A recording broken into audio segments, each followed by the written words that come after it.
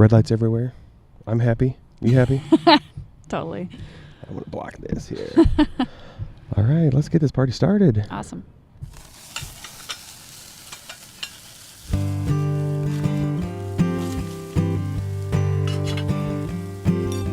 This music feels better in this setting than it ever has on any other recording. It's so fitting. Yes.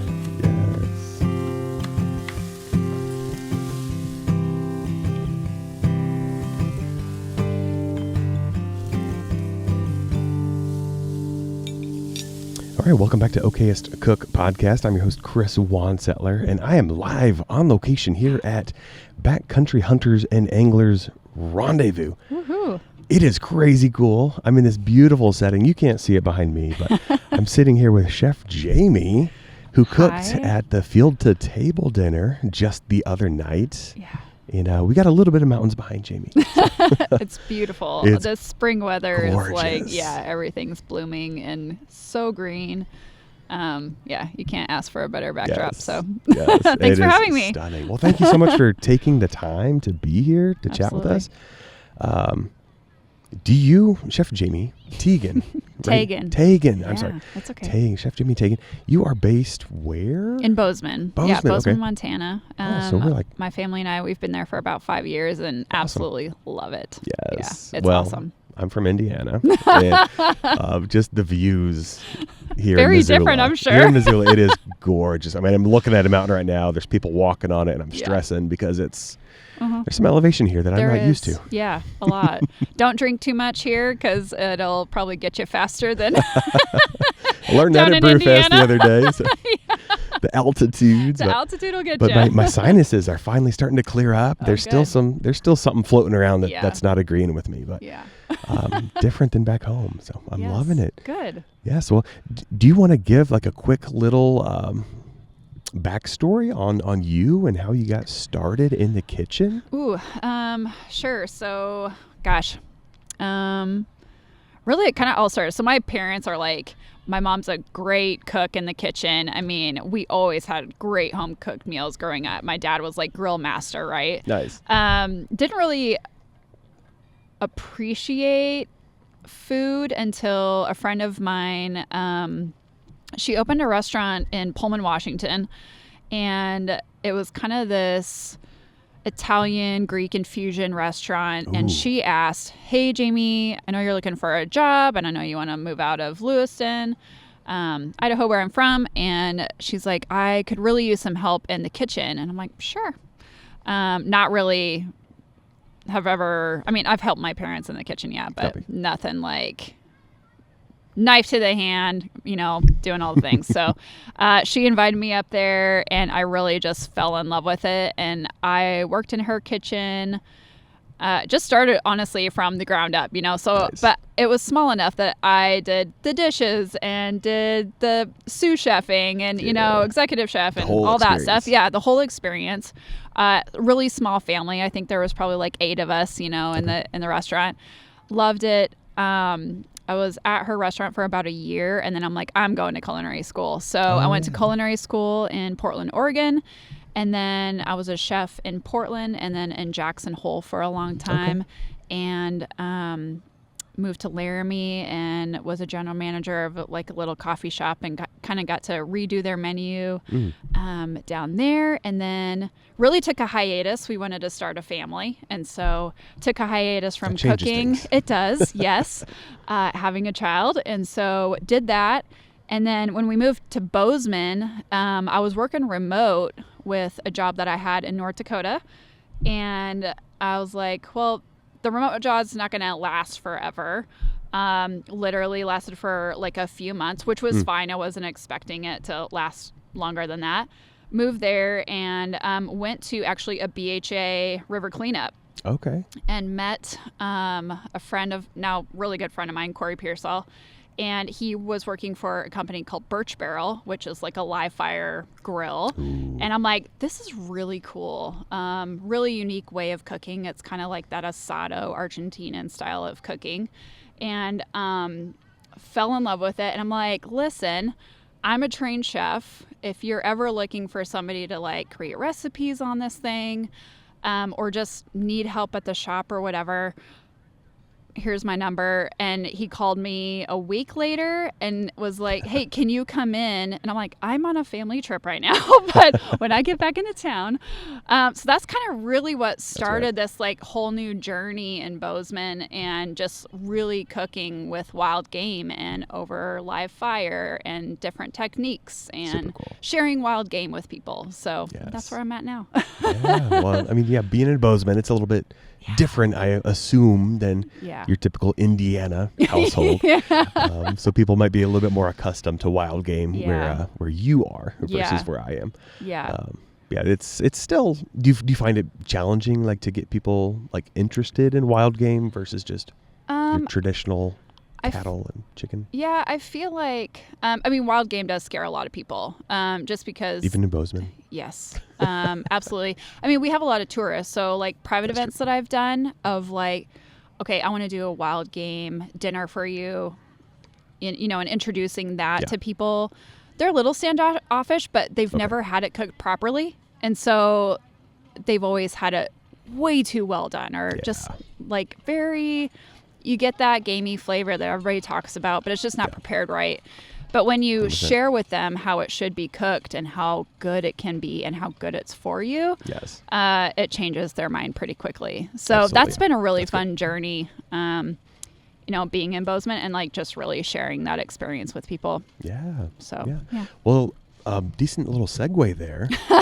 Cooking things properly. The dishes you had at the Field to Table event, we'll post photos right here of the two appetizers. Two of the trickier things to cook, in my opinion. So you did wild turkey and pheasant. I did, so two birds that dry out really fast. Yes, and can be overcooked very quickly, and can be tough as well. Well, the two birds, like, you cannot compare wild turkey to any domestic turkey. No. They're absolutely not. Completely different. And pheasant is, I don't want to say chicken-ish, but like maybe the closest bird you could compare to a pheasant, but still, like, you can't cook it. And like both chicken. And both like the leg and thigh meat taste way different than the breast meat of a pheasant. To me, just I think they're totally different. But but again, another bird that dries out very very quick, and you have to be a little bit cautious of over brining and whatnot. So so with the wild turkey, I did a wild turkey curry salad just on endive, and just threw a bunch of flavors and textures in it. What I did with the turkey was I just slow cooked it for about 8 hours. And when I pulled it, crock pot, just with some stock and a little bit of salt and pepper. So not to add like a bunch of flavor at the beginning, just because I was putting the kind of flavor at the beginning with the salad, or at the end with the salad, and seasoning. But so it was about 10 hours. I really wanted it to like pull apart really easily and chop it up. And then I added apples, raisins, cashews, Greek yogurt, some curry paste, a little bit of salt and pepper, and pretty simple, and some celery as well, but pretty simple. Then just on endive, just kind of a fresh. At the Fields Table Dinner, it could be a lot of like heavy things. And so just want something a little light. But I had to ask you. I asked you on socials beforehand. Endive is. It's kind of. You said between cabbage and lettuce. Maybe, to me, it's kind of like between a cabbage and a lettuce, and it's very small. It has this perfect little boat to put. The perfect appetizer, little handheld. It's perfect. And so that's why it was gorgeous. Like, I love like the presentation was super cool. Like, I love pretty simple. The boat leaf was absolutely perfect. Little one bite thing. So But like I said, you were the appetizer for this big heavy dinner. And we need to talk to other people about like building a menu and building a course. And I've talked to a couple other chefs who have done events like this that I've met, and there's like connecting with all the other chefs there. So like, how does your dish not compete too hard with somebody else's dish, or how does it set up the palate to not like blow out somebody's taste buds? Well, and honestly, all the, we're on like an email chain and text chain together, but we don't really talk about what we're cooking. Okay. Well, probably 2 weeks ago, I think there was just a few of us that was like, this is what I'm doing. And we all have such different palates and way of cooking things. Which is beautiful. Yeah, which it makes it really fun. So not every dish is going to be the same ever when you come to this dinner. Yeah. Like ever. Because we all just cook so different. Like Tom Healy, I mean, he's a wonderful forager. I mean, he used fiddleheads and wild onions. Yes. And those just blew my mind because he has this beautiful, beautiful pickling recipe that's just on point, and I could have eaten the whole jar of those. But I'm with you. I would have fought you for him. Yeah, but just like wild mushrooms and stuff like that. So we all have our very unique kind of way of presenting. Well, it was culinarily like very different. Like regionally very different. Like there was some like Asian inspired stuff. Yeah. And, like Western inspired stuff, and just like it was all over the place. Makes it so fun, and it's fun, and it works like at a wild game dinner. Yeah, you will not get the same thing. Yes. But crazy cool. It's fun. Back to your turkey. Like I think that was like a perfect starter. I mean, it was bright, it was light. Yeah. Not super filling. Being on that tiny little leaf. Like you could have gone back 10 times. But Good. Yeah. and snuck into there. But super great. Again, like turkey and fruit, walnut, like that's always a great combination. So I'm a big salad fan. There you go. Like bird salad, chicken salad, turkey salad. Yes. I've only shot one wild turkey, so if I ever get another one, I might try and do a little bit of that. Yeah, so. I feel like with when people think turkey, I mean, you just think of like your deli meat for most people, not actually working with not working with a whole bird. Or if it is a Thanksgiving turkey, it's like you're mixing it with the cranberry sauce and the stuffing and stuff, not really stepping outside the box of like, I could do this. I could use this similar to how I use a chicken or something like that. So it's very universal. Yeah. So for your dish, did you do breast and thighs, like the whole bird? Okay. The whole bird. Yeah. Mixed it all together. And you cooked it all the same way, like just all of it in the crock pot. Yep. Just cleaned it up, same amount of time, pulled apart perfectly. And then once I pulled it apart, I actually put it back in the juice to soak some of that up so it doesn't dry out. And it was. I thought it was pretty juicy. Even in the salad, it wasn't like really dry or anything like definitely that. Definitely was not dry. I mean, the yogurt definitely helped a little bit. Not a dry bird. Yeah. Oh, very good. So, do you, we've been talking a lot about the resting period, and Alan Sternberg, his big thing was if it cooks for X amount of hours, like you typically want to rest it for half of that time. Yes. So.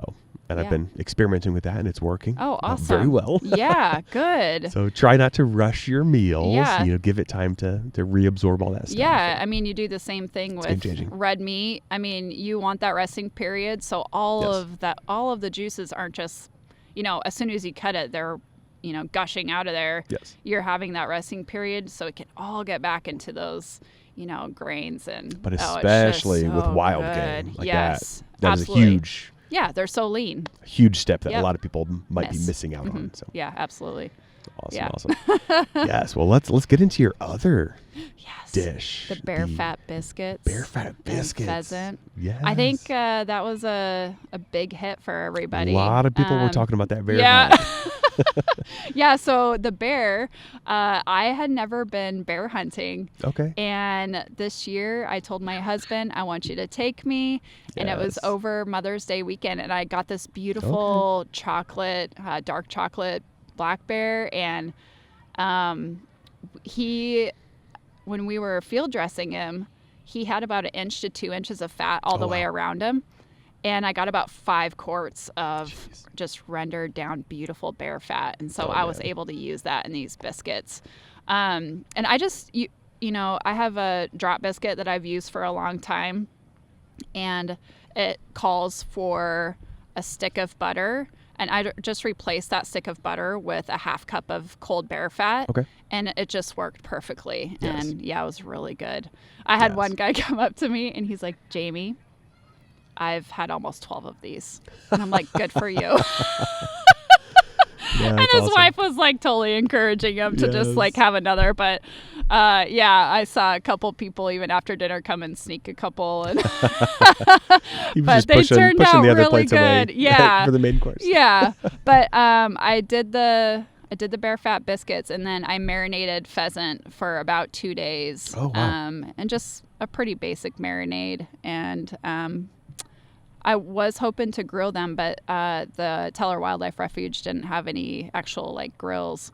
But I used the flat top, and it was worked out perfectly. So Well, just did small bites. Phenomenal. Thank you. As they were cooking. Yeah, right. And they tasted great too. Thank you. Yes. And just with the pheasant, I before I marinated them, just cleaned them up as well as I could and tenderized them and marinated them, and then just threw them on the flat top. And with how small pheasant is, it doesn't take a whole lot, like a lot to cook. They're actually pretty quick. So, cut them up in kind of bite-sized pieces. I made a herb cheese and served them with that. So. Oh my gosh, yes, it was so good. I get the photos. Thank We'll be right here. We'll have I took a couple photos. It's hard to photograph sandwiches, so I didn't know like should we do it open face? Yeah. Should we close it? I think Tom actually hand modeled. No, it was is it Miguel? Gloria's dad? Miguel. Yeah. I think he was hand modeling for me. So I was like, I took the photos open faced, and I was like, hey, I need someone to put this on for me. So I had a little hand model, but so we did it closed, and I think I like the closed a bit better. Well, and you had the little crumbs around it, and it was the biscuits. Yeah, let's go back there. They're like, I thought the texture was perfect. Thank you. They might have been a little bit. If they were bigger biscuits, they might have been challenging because they were a little bit on the crumbly side, which I love. Mm-hmm. I love that texture and just how that like it just like falls apart in your mouth. Yes. Definitely not like a chewy biscuit or anything, No. but like again, if it was a bigger biscuit on like a huge chicken sandwich, like it probably would have fallen apart. Yeah. As you were eating it. Yeah. Is that just like that texture? Is that like because of the bear fat, or is it just that recipe? I think no matter if it's fat or butter. Yeah, to me, I don't notice that much of a difference in texture. I feel like with the bear fat, it is. Well, let's see. I feel like with the bear fat, it actually holds a little bit better together than the butter for me. But these are meant to be like just drop out of a spoon biscuit. Yep. And so not necessarily something that you do with like a biscuit like cutter. Gotcha. Yeah. So I don't roll them out. Okay. So these are literally not really supposed to be style of biscuit, like molded together nicely. Yeah. Just literally you're dropping it on a skillet or a pan. Crumbly, not flaky. Yeah. So I guess that would be a difference there. Yes. I didn't want them to be uniform or anything. Yes. So they looked great. Yeah, it's good. Very, very rustic and wild. Yes. And, super fun. I guess the goal for this dinner, right? It's wild. Yeah. It's a BHA. Yeah. Keep it wild. It was super good. And like I said, that your cheese spread kind of helped hold things together. Yeah. So. Put it all together, which was also beautiful. Well, what kind of cheese was that? Like, honestly, I did a just like a whipped cream cheese. Okay. So there's some herbs. Yeah, some fresh herbs. I did add some butter in there and some Parmesan and fresh garlic, and then just the fresh herbs. But the cheese is actually made in just in Belgrade, Montana. Okay. Almafia, awesome. And they do a ton of different cheeses. So I got some from a local place, but oh my gosh, it was really good. Great, it was great. And the pheasant, you said you marinated that for 2 days. 2 days, yeah. That seems like a long time, but I don't know. You don't know. It worked out. Yeah, it worked. It was good. I guess I've never marinated pheasant. I've only brined them. Okay, yeah. And I've done it twice. The first time, way over brined. I feel like it wasn't in the brine for more than 24 hours, but like it was way too salty. Yeah. Like it just sucked up all that salt. Yeah. So the salt that I had, so I used Worcestershire soy sauce, not a whole lot of soy sauce, brown sugar, Dijon, and a little bit of salt and pepper and olive oil. Okay. So I didn't add a bunch of extra salt or like any vinegar to it at all. To get that bite. It was very savory. Yes. So. Okay, yeah. So that was my question about salt levels in your marinade for a 2 day marinade. 2 days, Yeah. But I mean, honestly, you could do it for 2 days, or you could even do it for, I mean, no less than 30 minutes if you wanted. Yeah. And it probably would have turned out just the same. No, I wouldn't say the same, but it'd be different. Yeah. But you would still get some pretty good flavor out of there. So however much time you have, just do it. Yeah. Well, again, a perfect flavor combination. So Thank super you. cool. Absolutely Thanks. loved those little bites. So Yeah. Thank you. Yes. Appreciate it. It was fun. Yes. What do you said you've done a few of these? Yeah, this BHA is events? my 4th. Okay. They're just so fun. Yes. And, you get to see a lot of the same people that just won't miss this dinner. And the chefs that also were there were just a fun team. Yeah. And like Justin and Adam and Tom, I mean, we've all been doing this about the same time. Yes. And so kind of like, we have some good vibes out there and helping each other plating and cooking and all that good stuff. So it's really fun to just be the together. Teamwork's definitely fun to watch. Yeah. It's just great. So all the other chefs were just phenomenal. So yeah. Do you guys feel like inspired from each other? Like yes. like tasting some of their foods? Like you're going to go Yes. back home and like tweak things? Yes. It's kind of fun because like with Justin, get your pickling dialed in. Yes. Tom, he sent me that recipe and I'm like, I'm going home and using this. Like I would literally use this on every pickle. I mean, I want to try all the pickles. Pickling. Do all the vegetables. Do all the vegetables. Yes. But yeah, there's certainly a lot of inspiration because like Gloria and her dad Miguel, I mean, they have like the Hispanic influences, where I don't have a lot of that. And so to see their dish, I'm like, oh, that's, using a red pepper that way or, and the seasonings that they have. Yeah, like it was just beautiful. So, and Miguel, when he made that chimichurri, he goes, I used a lot more lemon than what I used to, and it worked out great. And so different things like that. And Jeff Benda, he did one of the mains. I mean, he did this beautiful quinoa with a lot of different olives in it, simple seasonings, and then just like this charred walleye. I mean, he goes walleye fishing. He's in eastern North Dakota, so there's walleye everywhere. But we like charred the skin on the walleye and seared it real quick on the meat side, and it was just great. Simple seasoning with just salt, and then the quinoa was really a lot of flavor there. So it was just beautiful dishes. Justin, he brings, unique, like he's like Coast Guard Navy, right? So like the rations, plates and stuff like that. Yeah. And it's just fun to see him kind of think outside the box. He had the quirkiest little dish, toad in a hole. But just, different things like that you just don't like think about, So lots of inspiration, which is really fun. Just you see the personalities come through real hard. Super, super fun. Yeah. And like when I cook dishes, like even when I do my cooking classes, like I want people to know that they can, I have this in my pantry or fridge. I can do this at home. Yeah. And there's different options or substitutes to do these dishes that we did at the Wild Game Dinner, that they feel comfortable in doing that. Anybody could have done any of those dishes that we did that night. They weren't like super, super complex, but they were beautiful and good and bright. And, so just sharing that with, almost 100 people was really fun. You don't need wild turkey. You don't need a pheasant. Yeah, you don't. You don't. You don't need bear fat. No, there's but all the options. It's better. It is so good. Yes. Well, back to bear fat real quick. What time of year? You said it was Mother's Day? Mother's Day weekend. Because I've heard, Indiana boy, I have had very little bear. Yeah. I don't think I've ever had bear meat. Okay. That I can think of. I'll have to ask my uncle if he fed his bear growing up. But time of year and what the bear's been eating. Mm-hmm. I talked to somebody just a few minutes ago about that. Okay. And where was the bear from? And do you know what it had been eating? So when he came out and I was watching, he was literally just foraging on grass. Okay. Yeah. So there wasn't the wildflowers weren't really out yet. The only flowers that were out were like this cute little white and yellow flower. Gotcha. So nothing had like really bloomed yet. He wasn't digging for like roots or anything like that. He was literally just foraging on the grass, kind of in an open big area. Plant-based diet. Yeah, at that time yeah. Okay.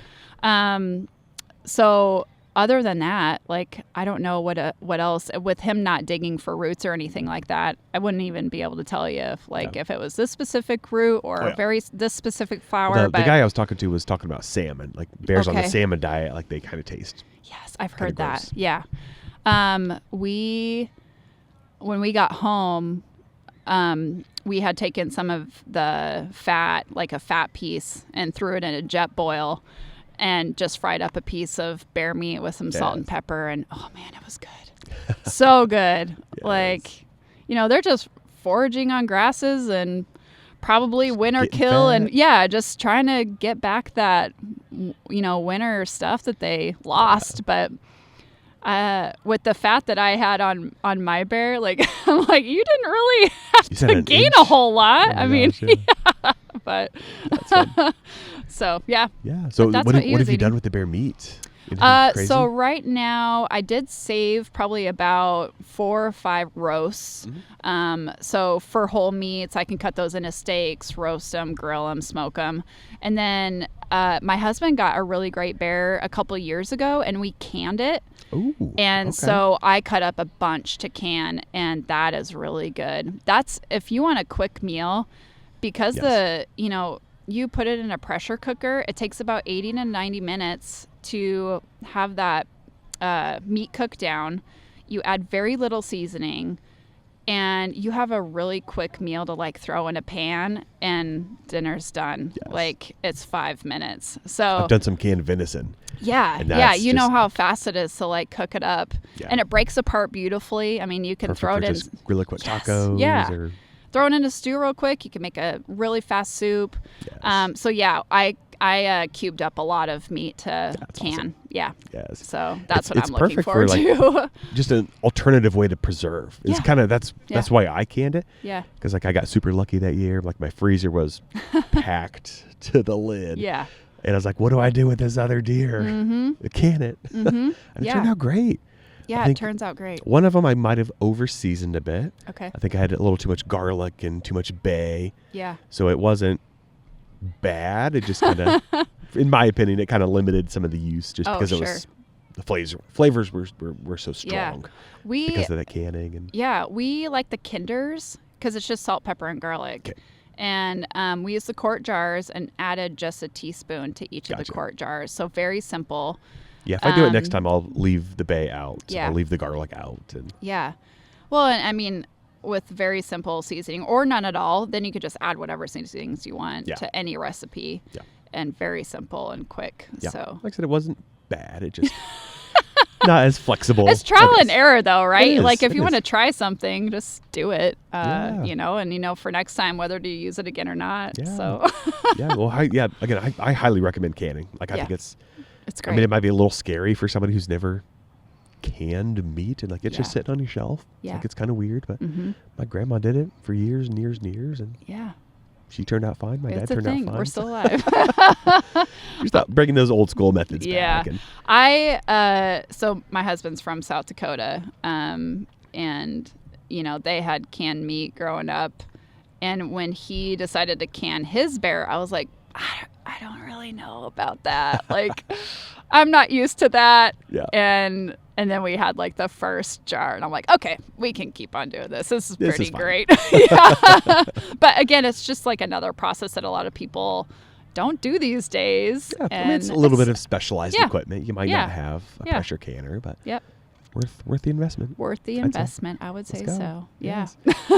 Well, do you know about next year yet? No. When do you get the invite for the next Field to Table? When did we get asked? I would say like in March. As when dinner happened like 2 days ago. Yes. Yeah. It's a little early to plan next year. Yeah. Maybe, we'll probably find out in March. Okay. So I'd say about that. Yeah. Are you going to fight for a main course position? Or?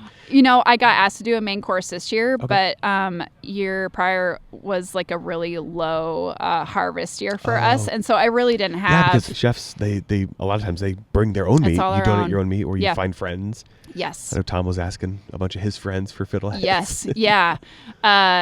And so I didn't have like a great harvest year. And so we didn't have a whole lot of meat. And we had, even this last fall, like it was very low for what we typically do, which is fine. We still have a freezer full, but I just didn't have enough to share. Yeah. And so I was like, I'm sorry, guys, I can't. It's a big commitment, but it is. About 100 people. Yeah. Yeah. So that's quite a bit of meat. Yeah. Yep. But we'll see for next year. Awesome. Yes. Well, keep us posted. Oh, What you're gonna be cooking and for sure. What's going on? But listeners, if you have the ability, I know Indiana's done a field to table event that was top tier. It was awesome. The Rendezvous field to table was just next level good. Just awesome chefs, awesome fun. Food, awesome event. It was just super fun to just hang out and watch the whole evening transpire. Yeah. Well, and the Teller Wildlife Refuge is just absolutely gorgeous, right? So at the base of the Bitterroots and the sunsets. It's like the perfect timing in June because you just get these beautiful sunsets just right there. And it's absolutely fantastic. I want to move. I want to come here. So. Yeah. Hey. Got to figure out how to introduce that topic to my wife. There you go. What about Montana? Yeah. Montana? It is really beautiful. So, perfect place to have it. And awesome. Yeah. So awesome. Well, I don't want to take up too much more of your time. We got stuff to do here. You got people to see. Kind of busy day. Yes. Do you have any final thoughts? Any quick tips on cooking this stuff outside of what we already discussed? Honestly, it's like when I do podcasts or stuff. Yeah, just try it. I honestly don't think you'll be disappointed. Yes. But just be brave and try it. Be brave. Yeah, and if you have friends that hunt, I guarantee you, they may not cook something perfectly, but if they hunt and are willing to share, their harvest with you, learn how to cook it. And I guarantee you that you'll just learn to love it. Yeah. Well, my big advice is, I think it was Andrew Zimmern said, like, you can't judge a dish off of one try. Yeah. You can't judge it off two. Yeah. Like, you got to keep trying it. If you don't like it, just try it a different way. Yeah, try it a different way. Especially with wild game. If it's too dry, if it's too gamey. Yeah. You did something wrong. They did something wrong. Yeah. Try it again. Try it again. Keep on going. Keep on going. Yeah. Be brave. Be brave. You'll learn to love it. Yes. Jamie, thank you so much for your time. Where Thanks can for having people me. find you? So Instagram, it's chef_Jaime Teigen. Yeah. We'll link everything below too. Yeah. And then give us some plugs. Yeah. You said you do some private dinners. I do private dinners. You can reach out to me through Instagram. You can also, I do master cooking classes with Outdoor Class. Oh, let's go. And then Bugle Magazine. I'm the chef for Carnivore's Kitchen. Okay. And then we'll have a segment coming up here in probably the next month or so with First Tracks, talking about elk and, hoping people can here's the basics of how to cook something properly. So that'll be coming out. And then, I do a bunch of stuff with Sitka, at their depot and Bozeman and, lots of collaboration stuff. So it's very fun. Keep your eye on socials and and honestly, I love sharing recipes. So if you guys find something that you're like, oh, I wonder how to cook this, please reach out because I love just sharing, awesome. the opportunity with you. And I love sharing recipes. I'm not one to hide things. So if there's a recipe, I'll give it to you. I don't hide that stuff. So. Thank you for that. Yeah, because we're still learning. So So if you try the wild game, you can't figure out what you're doing wrong. Reach out. Here I am. Jamie knows. Reach out. Yes. So thank you so much. thanks Wonderful for conversation. Having me. Yeah, wonderful thank you. Food. Absolutely loved Thanks. what you made for that field to table. So cannot wait to cross paths in the future. Oh yeah, we'll see each other soon. So thank you. Thank you.